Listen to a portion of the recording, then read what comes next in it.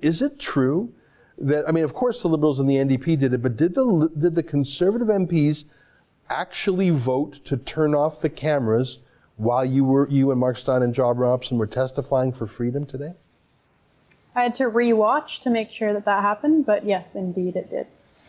They literally invited you there, and when they got uncomfortable or got some panicky email, they voted to turn off the camera on you. Did they make eye contact while doing that? Like, that's like inviting someone to a birthday party and then someone saying, well, if she's here, I'm not going to be here. Tell them to leave. Like, that's not just politically outrageous, it's just socially cringy to invite someone to come all the way to Ottawa and then to say, yeah, we're sort of embarrassed by you, we're going to turn off the camera. Like, did they even do that with a straight face and eye contact? You know, I mean, they were pleasant to me, the three Conservative MPs, while I was there. The Liberals and NDP less so. But I think the Conservatives, they were probably feeling the heat from the Michael Cooper situation. All right, well, that's politics. That's got nothing to do with principle and freedom of speech. Let me ask you, aside from the graceless, antisocial conduct of the Conservative MPs, was there any substantive progress today? Do you feel that you, Mark Steyn or John Robson, told this committee anything that might illuminate their thinking or guide their thinking, or is this a done deal? Is Section 13, the censorship provision, coming back?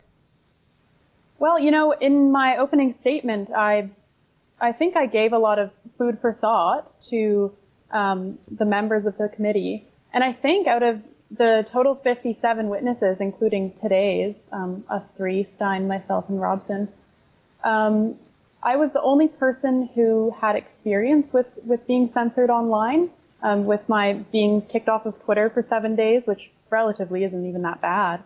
But I think I was the only one with that kind of experience.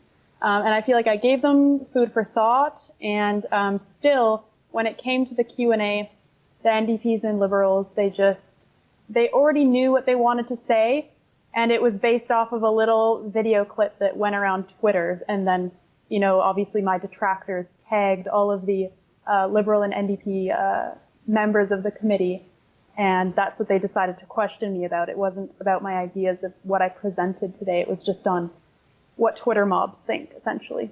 Well, I think that the MPs themselves have joined the Twitter mob, and that's the thing. I've seen it happen with my own eyes. The Twitter mob approaches someone and says, disavow this person and join us and be safe. Or stand with this person and we'll devour you too. You've got 5 seconds to decide. So I think that's how Twitter mobs work.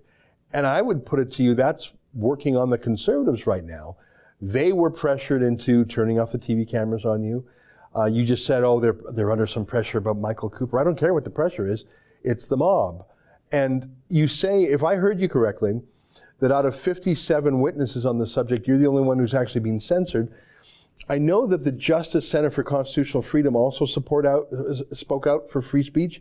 And to their credit, the Canadian Civil Liberties Association did so, if in a tepid way. Are you aware of anyone out of the other 57 names? So we've got the 3 of you today and the 2 names I just mentioned. Are you aware of anyone else who spoke out on the free speech side of this?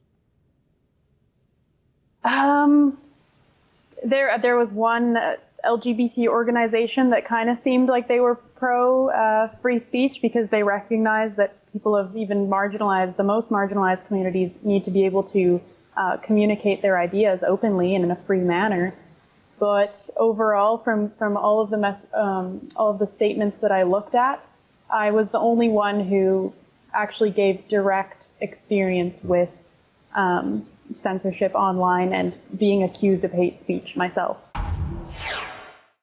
That's an excerpt from the Ezra Levant show. Every day I do a video monologue and then I interview an interesting guest, and then I end by reading my hate mail. But you've got to subscribe to it, which you can do at therebel.media/shows.